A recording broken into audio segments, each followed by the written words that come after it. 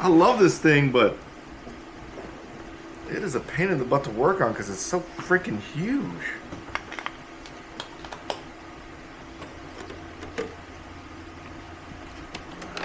I bought one thing at my swap meet earlier this month, and it was this right here. This is the dually conversion for the TRX 6 hauler. Put it on, I'm super stoked. I got an incredible deal on it, so I couldn't pass it up. Huge shout out to Josh Nass. He actually gave me a gift too, which I am going to open up here in a second. We'll see how this looks. Good Lord, that's a lot of tire. Oh my goodness. Here's what it looks like from up top.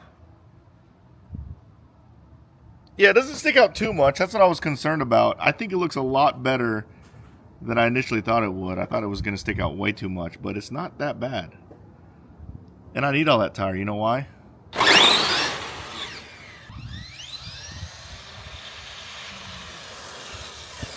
Definitely more stable. Why am I that guy?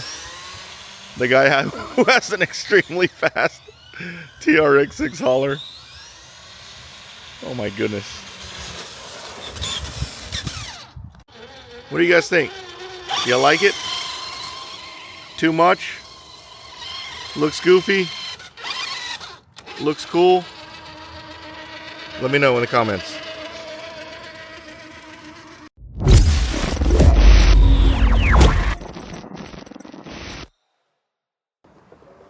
Holy crap, guys. That last car review I did of the new Traxxas Jato 4x4, I think it's safe to say that the Jato 4x4 might be the most hated new Traxxas RC car in a while. Usually I get a little bit of hater comments in new release videos. This one had a whole bunch. Today we're gonna address those. Not to defend them, because there's some that I agree with you guys, but there's some that I just don't. So for complete transparency, I also was not super excited when I first saw it.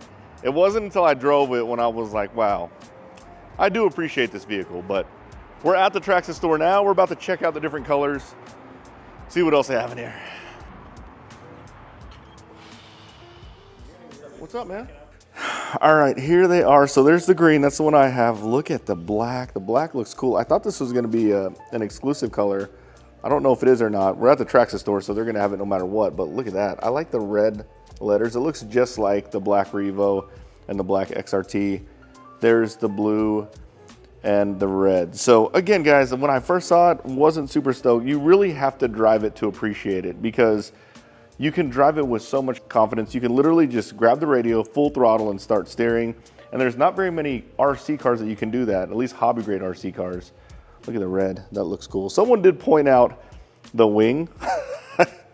I didn't even realize how big the wing is. The wing looks pretty freaking big compared to the buggy, because I believe that's a sledge wing. But nonetheless, guys, seriously, I like them. I think they're perfect for an entry-level RC. And one thing that a lot of people were complaining about is the price. I mean, what's the price of a slash 4x4 BL-2S? I think it's over here. I believe they're only $20 less than 20, maybe 30 bucks less than the Jato 4x4. Let's see. Yeah, right there. $329. Jato 4x4 is, it's only $20 more. Like, really? Like, everyone's really mad about the price. I don't think it's, I mean, it's a little more expensive, but Traxxas is a premium product, so you're $20 more for a premium product. I don't know how people are complaining about that. One thing cool about the Jato 4x4 is you don't have to wait for accessories, because it's all interchangeable with the slash 4x4. Now, one thing to note is if you do aluminum, you have to do aluminum everything. You can't put the aluminum stuff with the HD stuff. It even changes the bearings and everything, so you'd have to get different drive shafts. So if you go down this path, just remember, you gotta do everything aluminum and you gotta get updated drive shafts. Now, look at these shocks. These shocks are sick. Look at those pink ones. It is the rear shocks in the front on the Jato 4x4. They're all here, all the different colors. Man, those look freaking good. And then the turnbuckles, those, you can get aluminum turnbuckles too. There's the different colors. I believe the 4x4 and the two-wheel drive stuff, they all share turnbuckle sizes, but yeah, lots of cool things you can do to it. Oh, there's the aluminum chassis brace. That's pretty freaking cool. Trevor has his Supra out here, but it's got a VXL in it, so it's like crazy fast. I love the Supra, it looks so cool. We're really out here because I'm just waiting for him to wreck it. Oh, I knew it was gonna happen too. What's gonna happen? Do you have TSM on that thing? Oh, it's not turned up very high. Look, you're driving it pretty well. That Supra looks so cool. Guys, check out the Halloween drag slash. This thing is sick. Look at the green and orange lights. There's actually green lights behind those amber lenses. Well, look at the drivers. They have skulls and there's lights in there. So their heads light up. That looks freaking sick. No wheelie bar. That looks cool. There's the snap-on sprint car. Guys, check this out. It's a Fortec Drift with all the aluminum upgrades. Let me know if you guys think I should build one of these, but look, it has the gray aluminum shock towers. This piece is really cool. And then he has green hinge pin braces. All of it looks so good. What do you think, guys? Oh, look at the bottom. Check out those arms.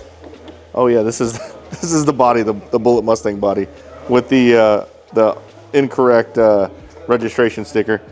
But yeah, pretty freaking sick, guys.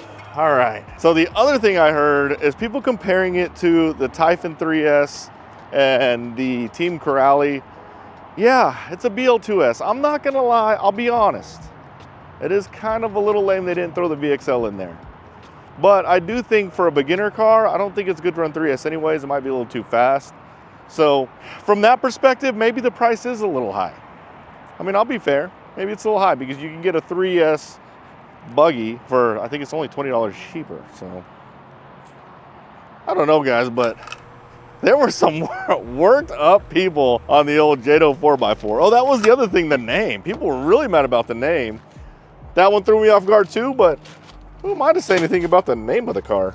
So they also released a VXL version. The VXL version won't be available till next year. The VXL version will have a 4S power system in it though. And I have seen and drove the 4S VXL. The ESC is actually something you've probably never seen before. Actually, I know you've never seen before. It is something different. Obviously, it has a lot more power. It was more fun, especially for you guys who've been in the hobby for a long time. That's definitely gonna be the one that you wanna get. But although 4S is cool, I don't know if it's good to run it on 4S. I guess they made it 4S, that way you can compete against e-buggies, but it won't really compete against actual race e-buggies because it has a plastic chassis. Now, what I'm about to do is I'm about to put the system that I think they should have put in it. This is just my thought, my feedback. We're gonna rob it out of my Raptor, but let me pull it out and I'll show you. So in my humble opinion, I think they should have made one Jato 4x4 and it should have come with this power system. This is the power system that comes in the Stampede 4x4 or the Haas. It has the 540 XL 3S power system. This is what I think. We're about to throw it in my Jato 4x4 and see if I like it. But I think this is perfect. I do want to point out how nice it is that a lot of the Traxxas cars are modular. It will bolt right into, at least it should bolt right in. Actually, it won't bolt right into. Wait, maybe? No? Yes? Maybe so? I don't know. It might. We'll find out.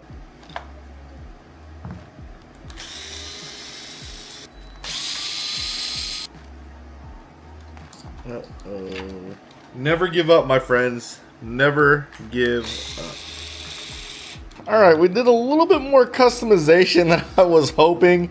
So the ESC won't fit with the mounting holes because the motor is too big. So I made a little plate right here, and basically I'm just gonna two-side tape the ESC here where it fits very nice, has a little bit of space between the motor and the ESC.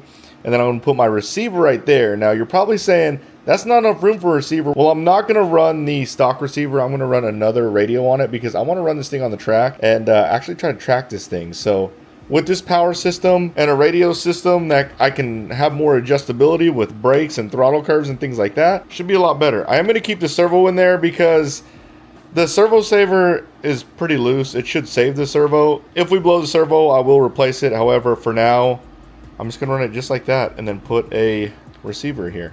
It should work just fine. By the way, this is just an old servo box. Plastic from an old servo box.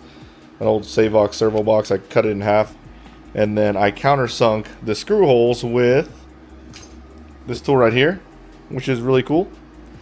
That way my screws are flush on the plate. That way whenever I put two-sided tape on there or anything, it sits nice and flush. All right, it's all in there. I know, guys, I put a Spectrum receiver on a Traxxas car. Sorry, Traxxas, this is for science.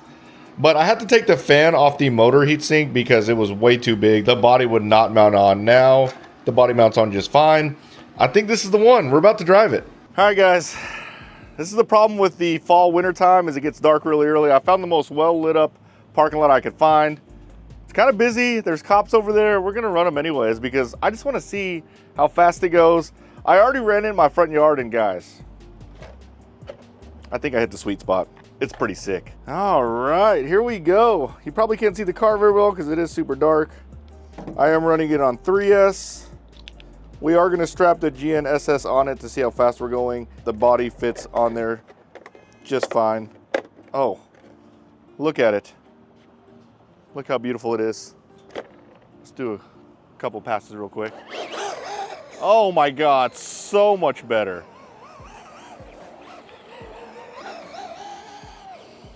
So much better, sheesh. So I ran it for about maybe 10 minutes in my front yard. It was dark, so there was a lot of stopping and going, and it did not get hot at all. It feels so good. I did lower the brake down about 75%, and it is still kind of skidding on the stop, but I could probably lower it a little bit more. But I feel like this is perfect. All right, let's strap the GNSS on this thing. Look at it, mounted nicely. All right, here we go.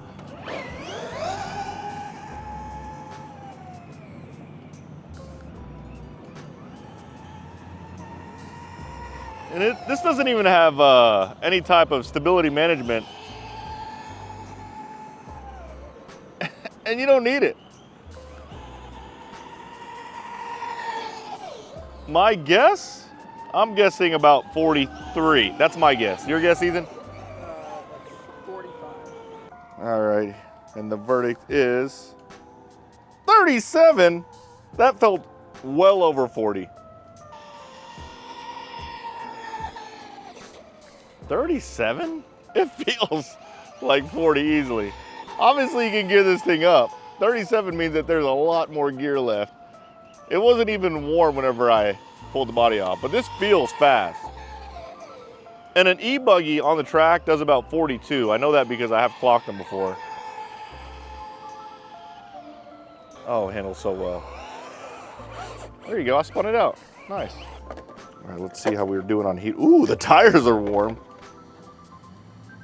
Yeah, like lukewarm. Not hot at all. Definitely gear this up. I like this power system, guys. That felt fast. It feels much better. Yeah, that's what I recommend.